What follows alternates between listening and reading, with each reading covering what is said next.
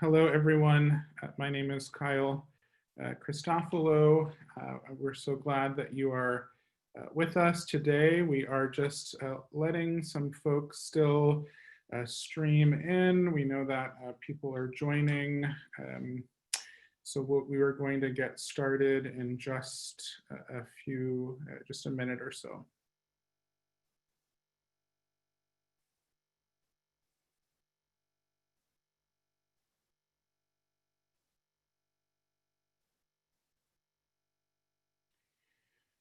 Just some general housekeeping before we start. We are hoping that there will be ample time at the end for question and answers from the audience. You all are automatically, as viewers, muted, and your video is not on. But you do have the option to ask questions. We ask that you use the Q&A button. So if you're using a computer, it should be toward the right hand, the far right hand of the bottom of your screen.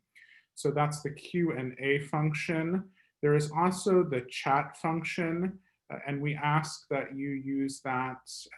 Feel free to introduce yourself, say where you're joining from, but if you have specific questions for our panelists, we ask that you use the Q&A function instead of the chat function. So I think that we are good to start. Katie?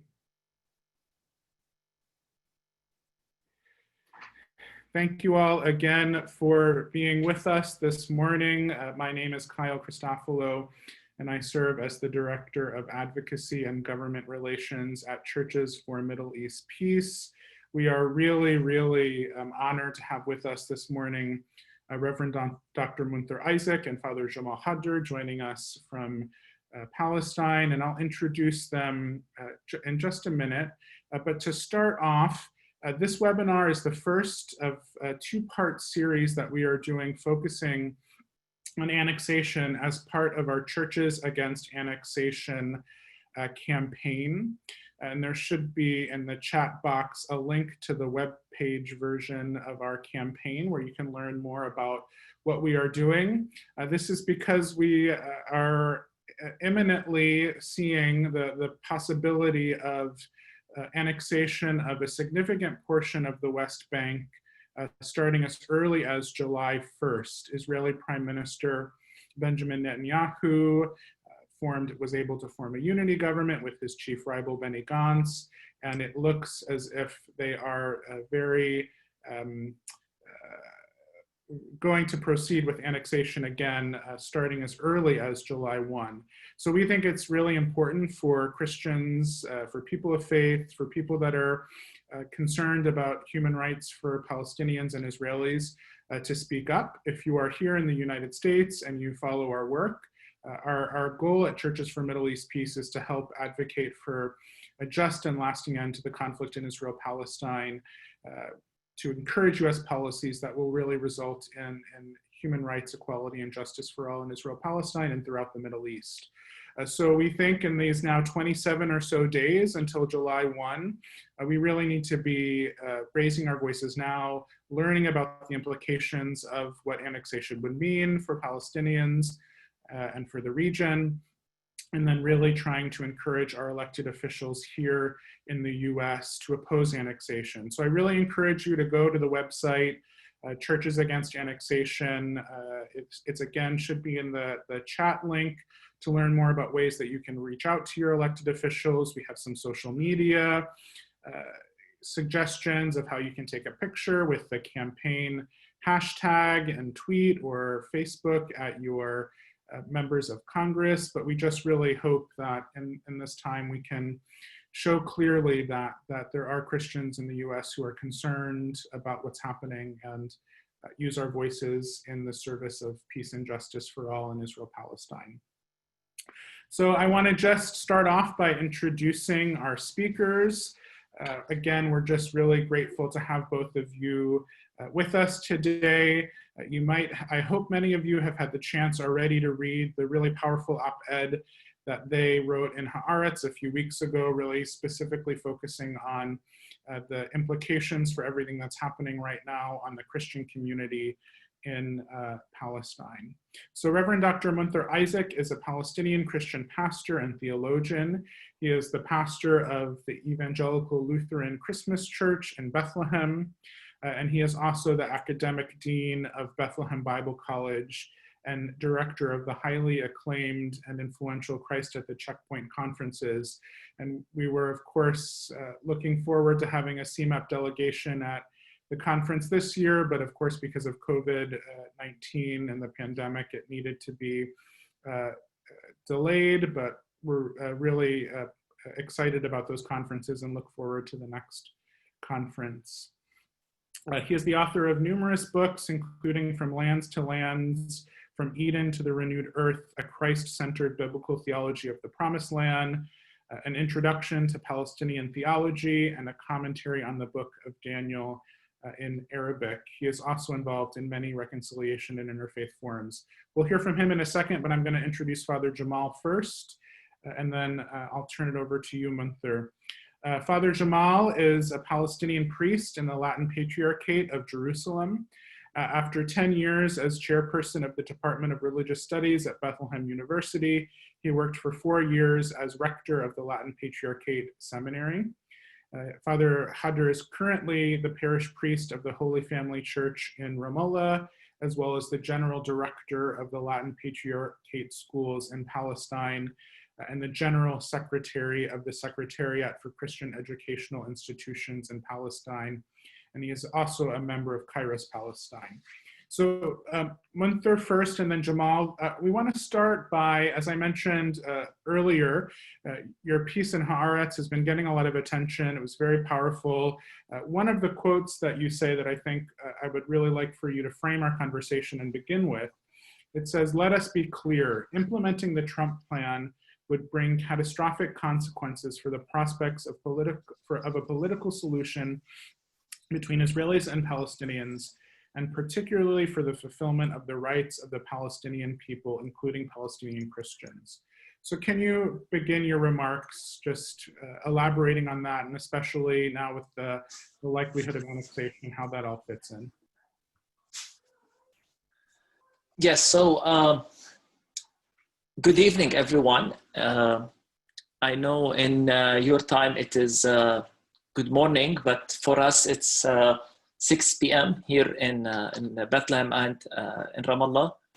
Thank you, Kyle and all, for CMAP for this invitation, and thank you for responding, because that's really what we were hoping, is for our sisters and brothers around the world to listen to our call and to engage with what we're trying to communicate as Palestinian Christians. So I really appreciate it, and I appreciate all the support and the networking that CMAP is trying to do in, as we always say, amplifying our voices. I think it's good in the beginning to simply try to explain in simple terms what this so-called deal of the century is about. And of course, the annexation, I believe, is part of implementing the deal. It's really about dividing the Palestinian land into blocks. The Bethlehem block, the Hebron block, the Ramallah block, and each block is fully controlled and besieged by the Israeli military, and they control everything with one gate and another gate here. So really turning the population in the West Bank, the almost 3 million Palestinians, into gated communities, with Israel controlling who gets in and who gets out. It's really about controlling everything from the resources into movement. I fear, and it might be a stretch, you think, that in the future we might need a permit to go from Bethlehem to Ramallah, because really Israel controls every road between every block in that deal. we will be surrounded by the state of Israel according to that plan from everywhere. So we will be really small blocks within the state of Israel in that plan, with Israel controlling who gets in, who gets out, the water, the air, family rights, residential rights, trade, economy, taxation, everything. So it's an informance of the status quo, but with more. And of course, there will be the enticement. It's like, if you behave well, we'll give you more things to play with in your own block. I remember when I was looking at the details of the deal of the century, I was reminded of, what Jesus said, man shall not live by bread alone. What we're looking for as Palestinians is not better jobs or so. What we're looking for is our freedom and dignity. And isolating us in these gated communities is not ideal. Really, it's institutionalizing and implementing a system of segregation, apartheid, if you wish, call it what it is, but at the end of the day, it's this segregation. And my fear is that it will only lead to disaster if you don't respect the equity of people, the human dignity given to us by God, and just expect we can control and subdue the 3 million Palestinians in the West Bank, and then of course, let alone the disaster we already have in Gaza. It will only lead people to leave, and I believe that's ultimately the plan. Pushing us into cities, squeezing us, and then hoping that we get fed up of the quality of life and leave. And that's why we wrote, and if I move next to my second part of my comment, why did we write this article? We honestly feel there is a risk, a serious existential threat about our existence as a Christian community. We're part of the Palestinian people, and this plan, what's already happening on the ground, is catastrophic for us as Palestinians in general.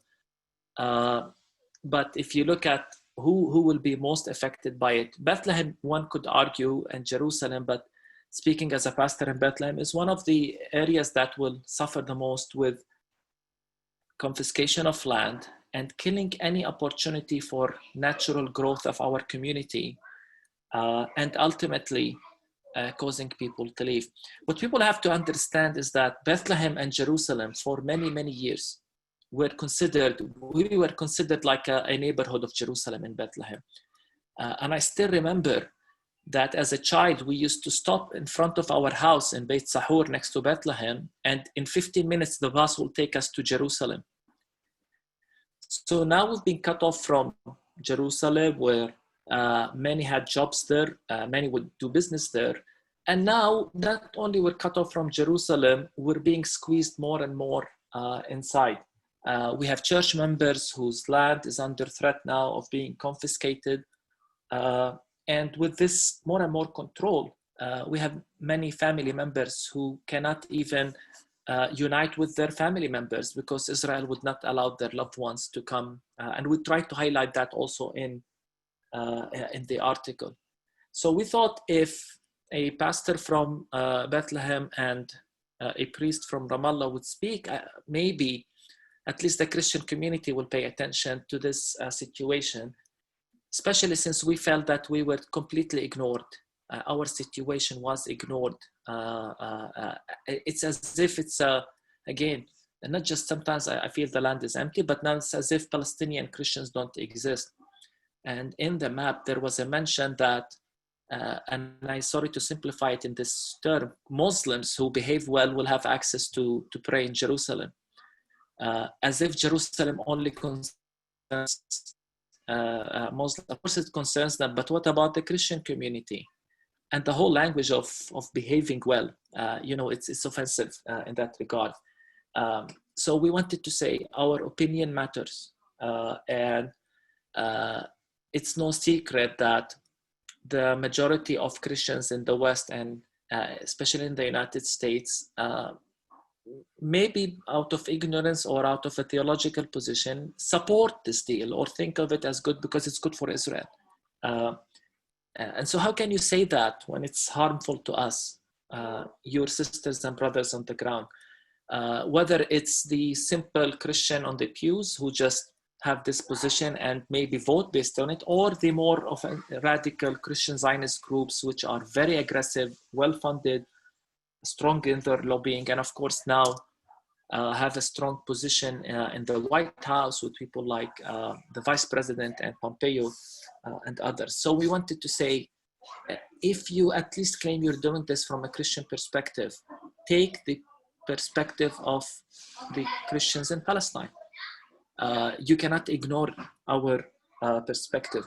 We are your extension on the ground here in Bethlehem, let alone the fact that we are the original church, the original, Christianity began from Jerusalem. So our perspective should matter.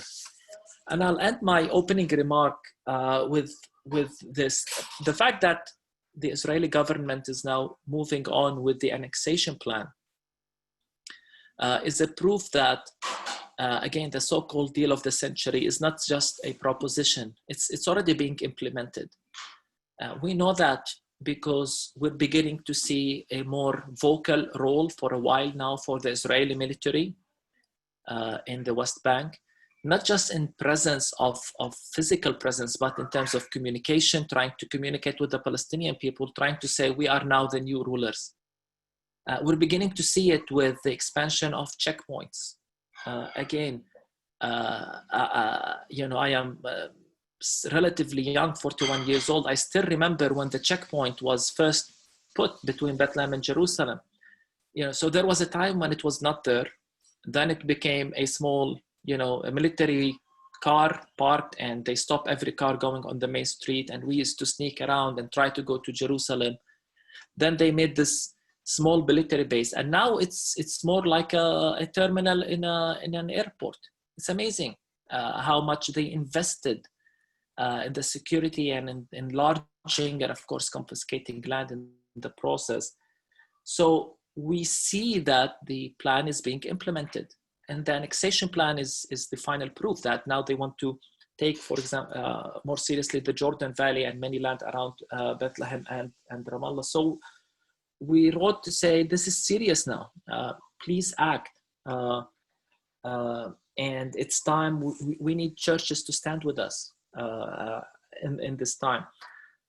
We appreciate the very powerful letter that was shared recently by many church leaders in the United States. But honestly, I hope it goes more than just letters and statements. We need positions, we need activism, we need lobbying, we need support, we need talking to Congress people, even joining creative resistance way to force Israel to comply with the international law for the sake of both peoples, for the sake of both the Palestinian and Israeli, because this current plan will not lead for peace. It will only lead for one people subduing the other, and that will ultimately, and that's our fear, lead to more violence and disaster. So we wrote to say it's urgent. We wrote to say this is no longer just a plan, and it's clear now that with the current American administration, you have a president who's willing to do anything to get reelected, and that's my fear, that he will simply try to be popular with a certain segment of the community, American population, and allow Israel to move with the annexation plan. And once that happens, that's my fear, there will be no turning back. So we wrote, and I hope you sensed, if you read what we wrote, the sense of urgency in this matter. One final word. This is not a matter that's of a distance. This is the place where, we're not serious to say that the Christian presence is at stake here in this land. And Christians from all over the world should care about this, and should care about, especially in a time, as I said, when so many have already taken positions that are harmful to us. So as Christians, it's our call care for one another, to seek justice, and to stand with one another when justice is not being implemented. The COVID-19 crisis reminded us that we can no longer talk about, different countries or even different continents. We're all in this together. And it's time to be our sisters and brothers keepers. And this is our call and hope from Palestine today. So thanks, and this is briefly my opening remarks. Thank you, Reverend Munther. Father Jamal, please. Thank you. Thank you very much. And let me continue what Reverend Munther began talking about the Trump plan for peace, to security, to prosperity, etc.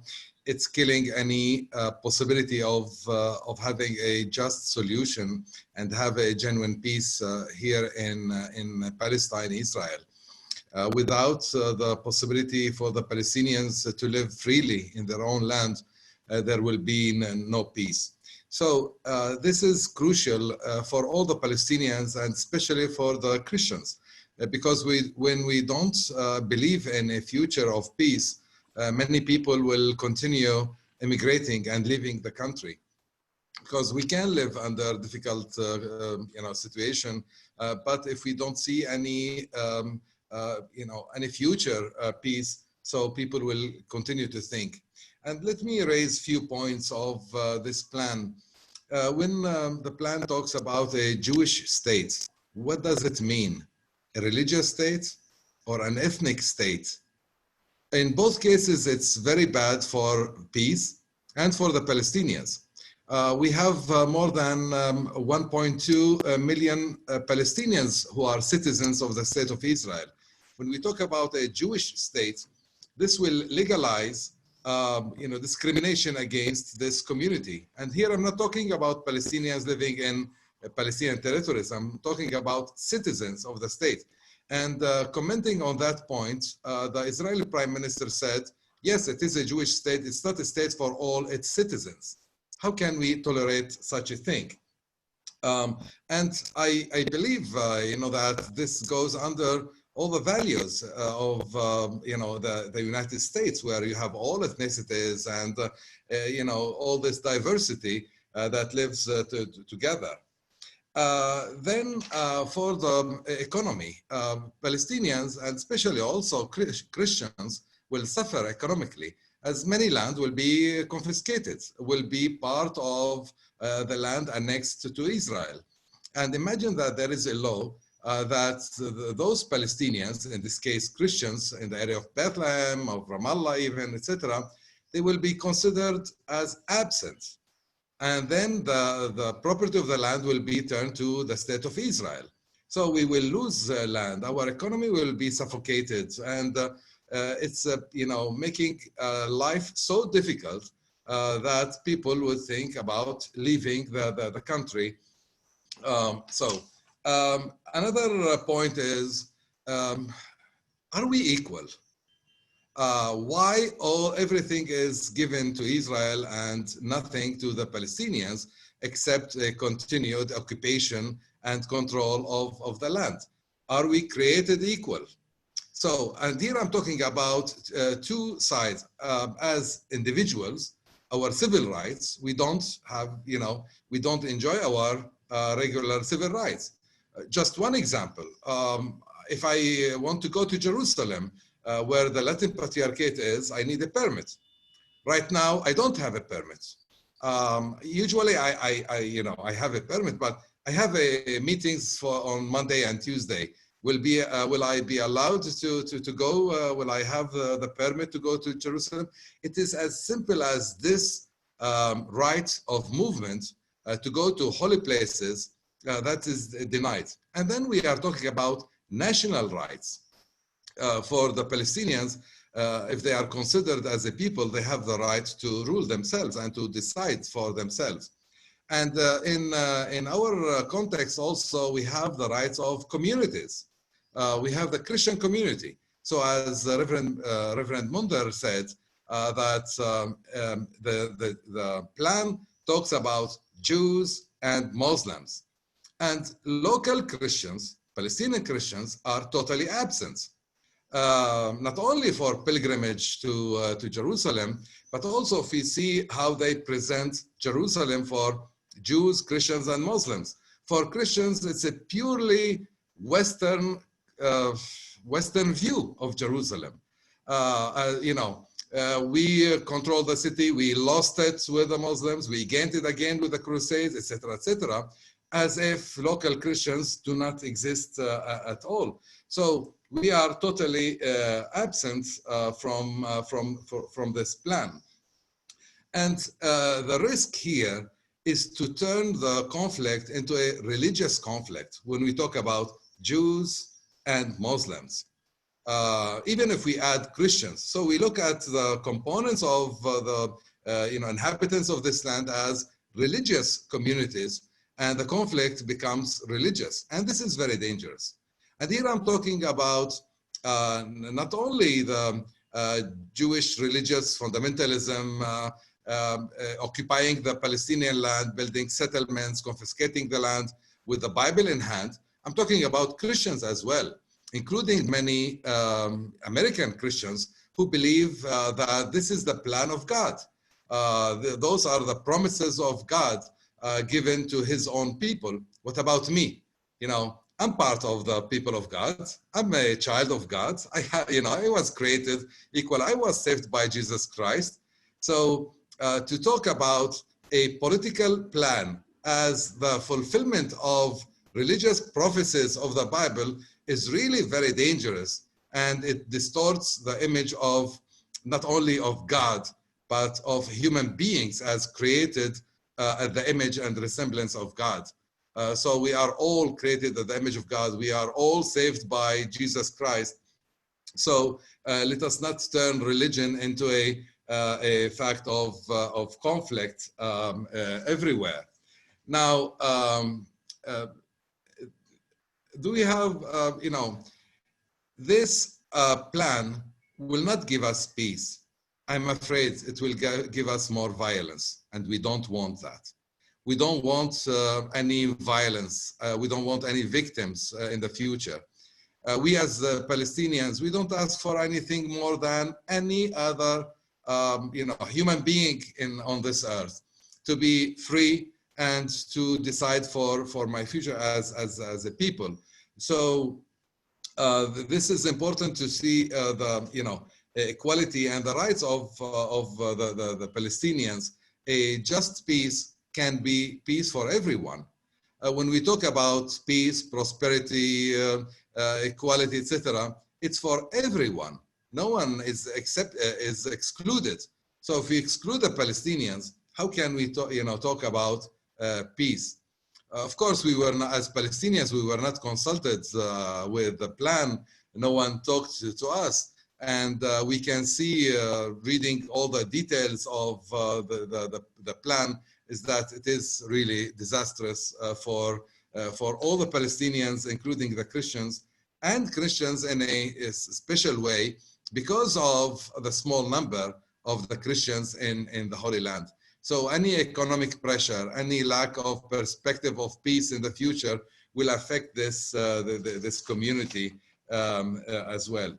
So sometimes I just wonder, when you in the United States, you have such a tradition, such a past, such a set of values, when we talk about equality, all created in the image of God, about this, accept this, diversity within society, the civil rights movement, all this heritage in the American, tradition, American history. How can the United States present a plan that will deny whole people its rights to be free in its own country? That's a big question for me about, are we talking about how we can impose things on the weak? The weak part in this case, of course, the Palestinians. We don't have a state, we don't have an army, we are not strong, but is it allowed to legalize annexation of land taken by force. Those Palestinian lands were taken by the war in 1967. Since then, we are living under military occupation, but now we are legalizing the results of a war. What's the message? Is that any country can, take lands by force and then reclaim it and legalize its annexation? Everyone said no to Russia when they annexed Crimea, the peninsula from Ukraine, and it's just to do so. Why are we allowing such a disregard for international law and international humanitarian law in the case of the Palestinians? This will not give us peace. I'm afraid this will give us more violence, and we don't want. That's why I join Reverend Munther in calling for a resistance to this plan, to stop it in any way. And we can do it in a diversity of ways, but we need to stop it because the consequences will be disastrous for the Palestinians. One final word: we, the Christians, we believe in hope. We can never give up. We can never despair. It's against our faith in the resurrection. We can never do that. That's why we will never despair of working for a just peace for everyone in this country, of course, and we will continue our fight, non-violent fight, of course, for justice and peace in this country. What's going on is totally against this vision, but we as Christian Palestinians, we believe in a better future in the land called holy for everyone. Thank you very much. Thank you very much, Father Jamal and Reverend Munther. I'm going to start by asking a couple of questions. Just a reminder, we do hope that there is time at the end for questions from the audience. Some of you have already used the Q&A function, but just a reminder, if you have a question for the panelists, please use the Q&A feature so that we can be sure to get to them at the end. So my next question, there's been a lot of conversations, a lot of webinars and analysis on the political dynamics of annexation and how that affects the future of a viable Palestinian state or the peace process. I want to take it in a little bit of a different turn.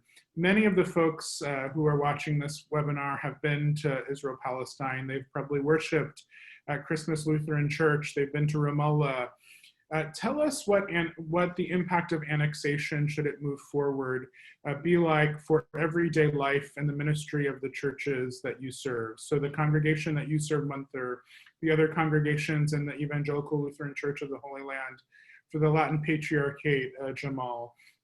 What impact will this have on the church in its ability to do the ministry of the church, but also the social service and educational programs that are provided by churches to not just Christians, but to the Muslim community as well, just vital programming.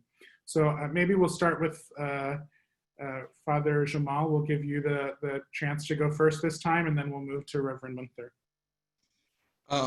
The consequences will be, felt, and we already feel it for our communities. Let us give you a few examples.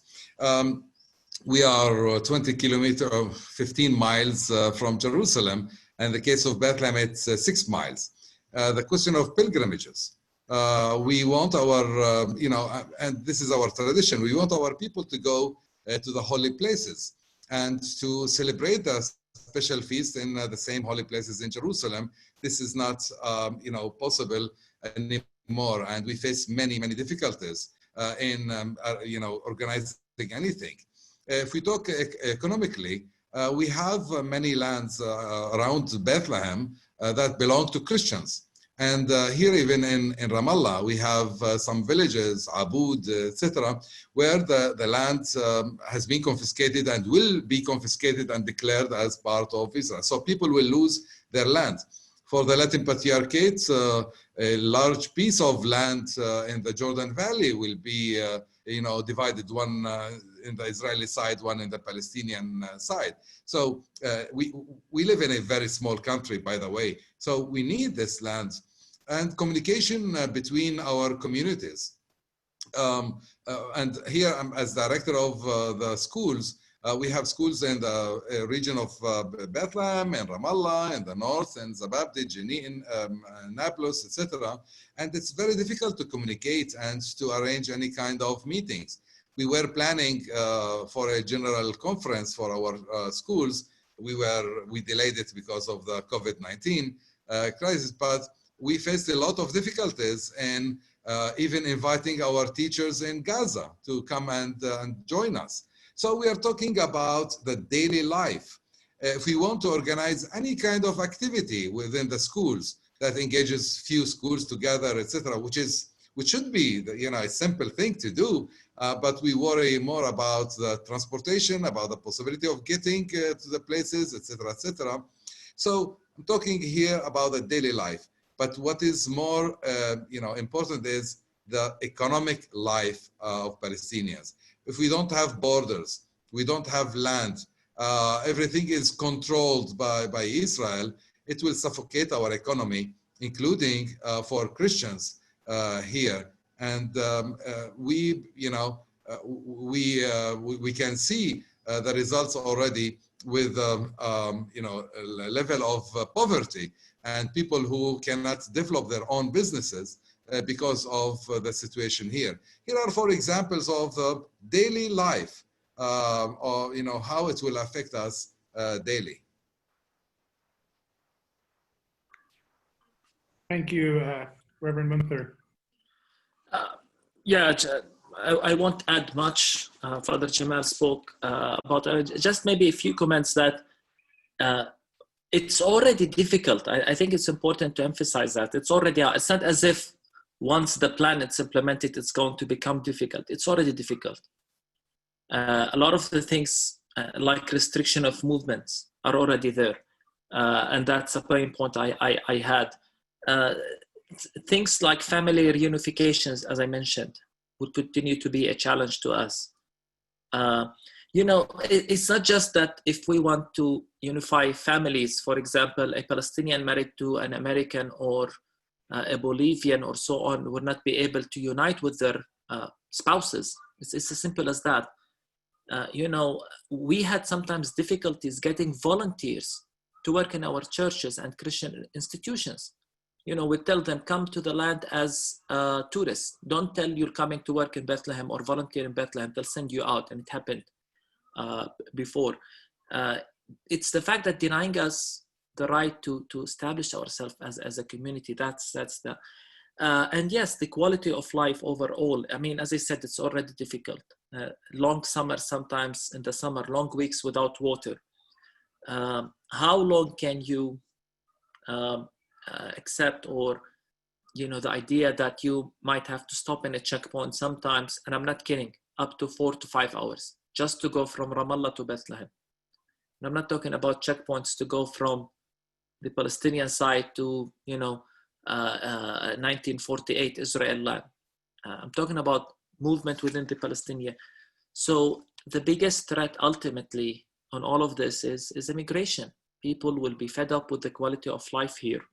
And we won't be able to hold our Christian presence, ministries, schools, hospitals, all the things we're doing in normal fashion because of the restrictions and the limited numbers of Christians. Thank you, Reverend Munther and Father Jamal. I think people are starting to ask a lot of questions, so I want to make sure we have time. So I'm going to combine 2 of what I had initially sent you, just as a news for folks that are on this webinar, and it'll be on our website later today. Just yesterday, 27 U.S. Ecumenical Christian church leaders sent a letter to Congress announcing their opposition to annexation, but also calling on Congress to take concrete, tangible actions to ensure that annexation doesn't move forward as much as we're able to have members of Congress pressure the Israeli government. And so that is happening. There is advocacy from the highest levels. There are also Christians that are, on this call that are engaging with us that want to know what they can do. So I guess my question for both of you is, from the highest, from the top leaders to U.S. Christians in the pews, what do you think that they can do to effectively raise their voices against annexation? How can they work to support justice right now for Palestinians facing the threat of annexation? Maybe I'll start with you, Munther, because you began to talk a little bit about possibilities of creative resistance or moving beyond statements. So maybe if you could just spend a few minutes responding to that question. Yes, I believe a lot can be done, and as I said, I think as much as we are all grateful for the letter written by the heads of churches in the United States, I hope it is translated into action. And many things can be done from, surely prayer, but also in addition to prayer, you have to influence your politicians. You have to speak to your politicians. And I'm afraid, and I know that might be for some sound controversial, I'm afraid the time has passed for us to rebuke Israel and to say it's concerning, it's not good for peace. Honestly, I believe Israel continues to do what it does today when it comes to occupation and all of that is because it can. Nobody is stopping. Nobody is even mentioning the idea of sanctions against Israel. And when activists and theologians here raise these issues, everybody says, no, that's a red line. We cannot, whether, the idea of creative resistance, whether it's boycott or other things that show that we're serious about this. I don't think that words of condemnation alone stopped apartheid in South Africa, and I'm afraid that letters about condemnation will not be enough. And I want to also emphasize that we need to work with congregations on this. We need to speak to congregations, to people, because ultimately, they are the ones who choose the politicians and the decision makers. It's time again to move beyond, these words into serious action. Again, this is not about punishment or we're not against a certain people, but we want to use creative, non-violent means that respect the dignity of life to show a message and to hopefully lead Israel into abiding by the international law. Thank you. Father Jamal, if you have any response to that question. To add something, when we talk about theology, or more simply about preaching in the churches, let us pay attention when when we talk about Israel. There is Israel of the Bible is not the state of Israel. Do not let us ourselves, do not mix the theology with political facts. We as Christians, believers in Jesus Christ, we believe in the kingdom of God, a kingdom of peace and justice and prosperity for everyone. Yes, so it's not a political plan. So let us pay attention when we talk about the conflict in religious terms. When we read the Bible in a political way to support, one part, etc. So I think easily people mix things, when it comes to the Bible and current political situation. Another fact is, let us get to know the facts on the ground, because from what I know, and I spent some time in the United States, the narrative in the mainstream media is, I would say it's one-sided. The way the media presents the Palestinians is not fair. So let us get to know the facts. I know that we have many friends in the United States, many people who came to live with us and to spend time with us. So it's about time to get for people, regular people, to know facts on the ground. And finally, we believe that this nonviolent resistance is creative. Let us find ways in raising awareness and in making pressure. And it's not only good for the Palestinians, believe me, it's good for everyone. It's good, of course, for the Palestinians, but it's good also for the security of Israel. Israel cannot rely on the military force to secure itself. It needs real and genuine peace with the Palestinians. It's good for the Middle East. And we learned from history and from recent history is that what happens in the Middle East has consequences all over the world, in Europe and even in the United States, etc., etc. So when we talk about peace in Palestine, Israel, in the Middle East, we are talking about world peace. And I would like to say that everything began in our Christian faith from Jerusalem. The preaching of the gospel began in Jerusalem, and I believe that peace will shine from Jerusalem the day that we have a genuine and just peace in Jerusalem. It will shine and it will affect the whole region.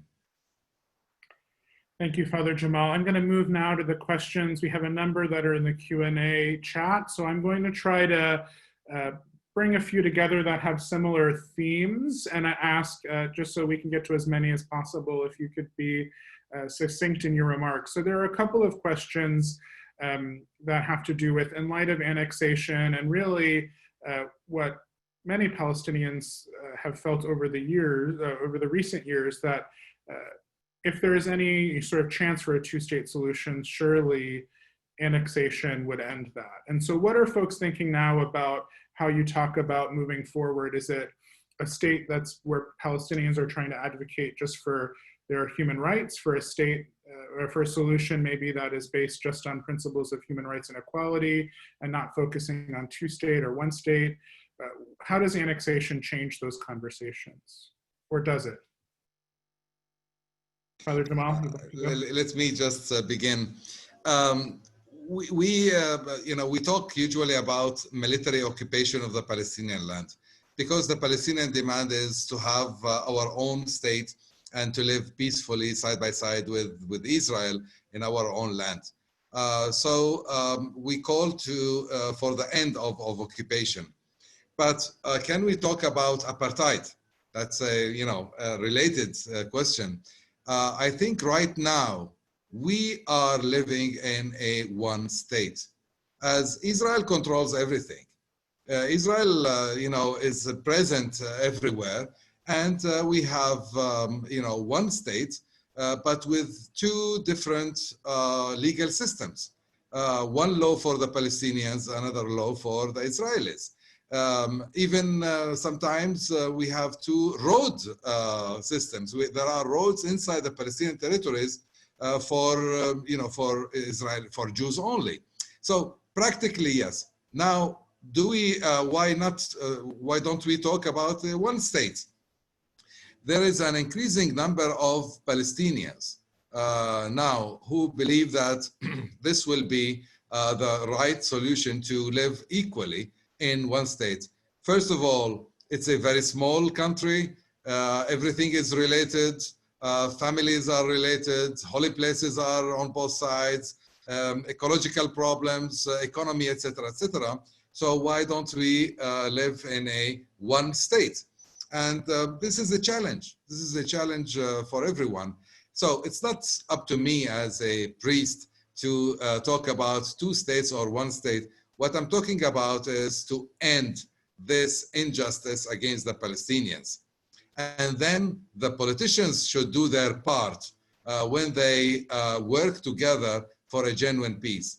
Personally, I believe that if we begin with two states with open borders together in years, we will have a kind of confederation, federation, or a type of unity in this small country. But the condition sine qua non, as they say, for this is to treat Palestinians as equals, as a people and as individuals. So let us begin by ending the occupation and the injustice against Palestinians. And I believe that we are creative enough to find a way to live in a two-state or one state or two states combined together. Right now, yes, it is apartheid, but if it's apartheid, it means that we are choosing only the one-state solution. So we want the rights only. But if we talk about two states, we call for end of occupation. So the evil here is occupation, but without doubt, we have a discrimination in laws when it comes to Jews or to Palestinians. Thank you, Father Jamal. Munther, do you have anything to add, or? No, I mean, I would almost agree verbatim with what Father Jamal said. It's all about ending the occupation, and then we will find a way. In my books, I use the language of sharing the land. To me, it's better than dividing it, because it allows us to really, because our goal, I always say, is for my children to play with Israeli kids one day, to have Israeli friends. With the current status quo, which fully agree, it's two systems, segregation, apartheid, that's not possible. So let's end the occupation, find a political way to get the same rights for everyone, including the right for self-determination, sharing the resources, same responsibilities, and then we can talk about coexistence. And I agree, let's leave it to the politicians to find a way, as long as it respects these biblical Christian ideals.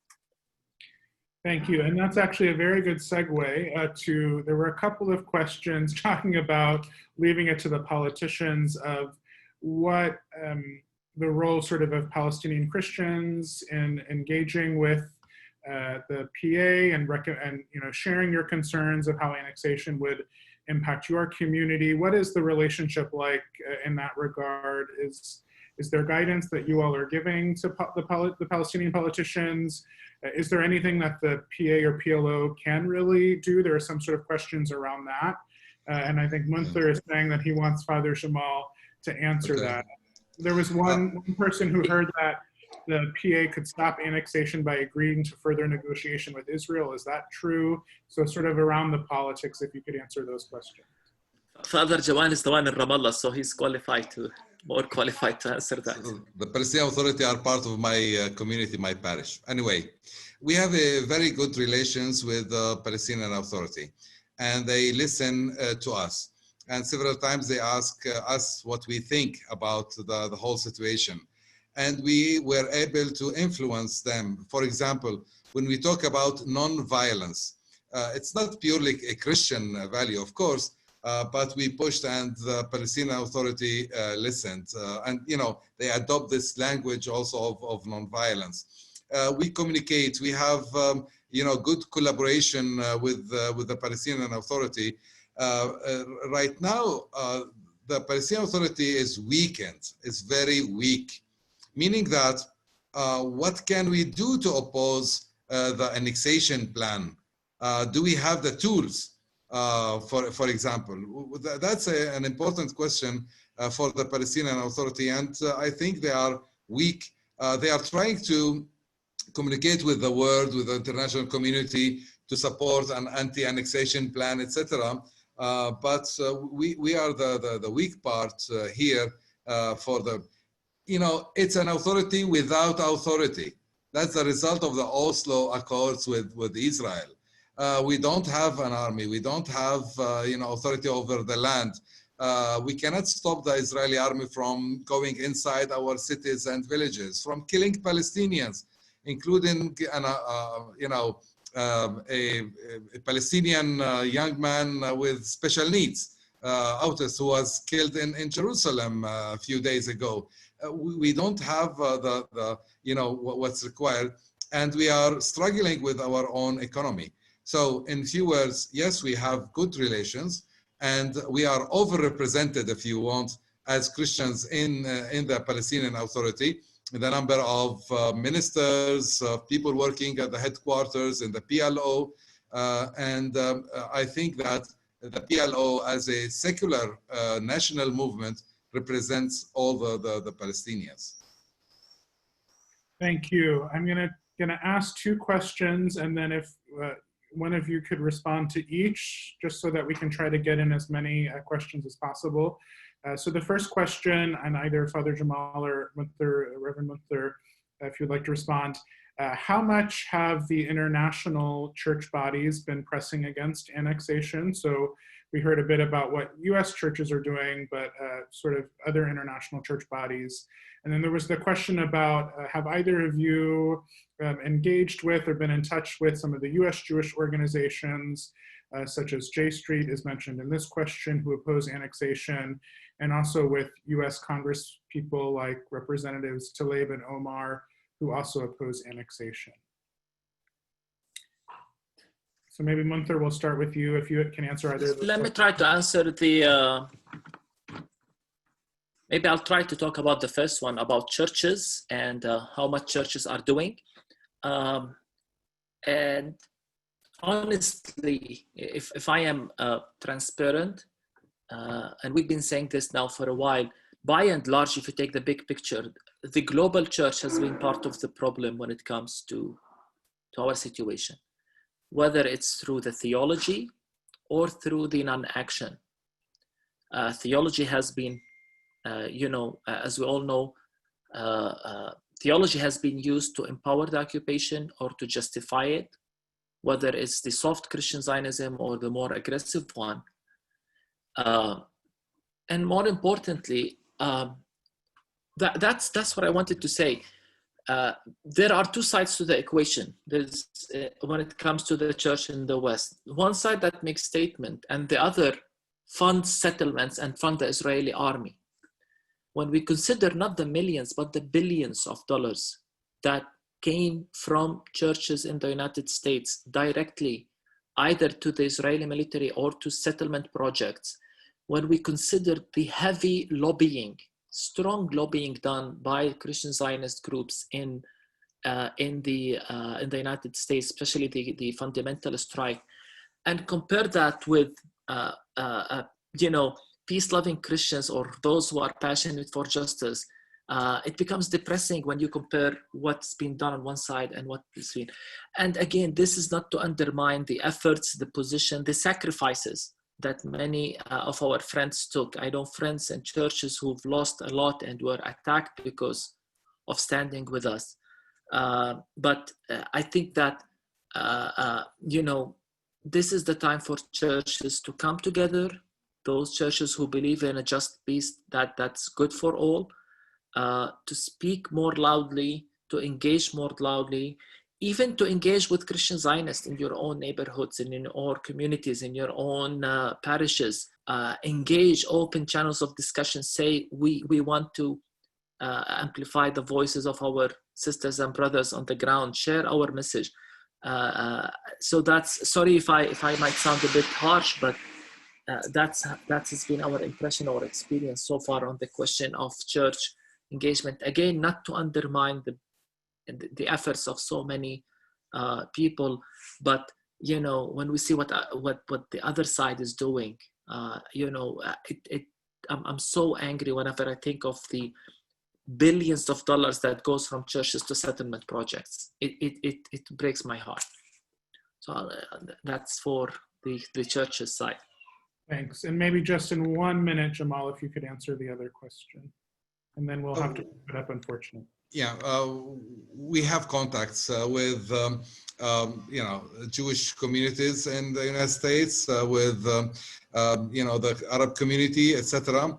But we know at the same time, according to the American political system, is that it's not done by those occasional contacts. It needs people from on the ground to work. And here I'm talking about the Arab communities in the United States, about our friends, brothers and sisters in churches. They are more able to work systematically. I may add also that the history of anti-Semitism in Europe complicates things. and make churches very hesitant to criticize the state of Israel or to take any action. I think it's about time to work for peace and to be clear on anti-Semitism, on any kind of racism. In this case, we don't want any, anyone to encourage those, anti-Semitic statements, etc. But we encourage our brothers and sisters to, to be courageous for the sake of peace.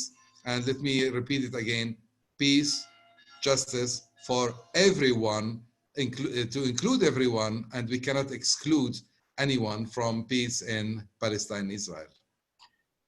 Thank you. Thank you so much, Reverend Munther and Father Jamal. And I'm sorry we were not able to get to all of the questions, but we were so grateful to have you for your insight and wisdom. And we will continue this work here in the US. We will continue to keep our folks involved. I know there were questions about US, any legislative action right now.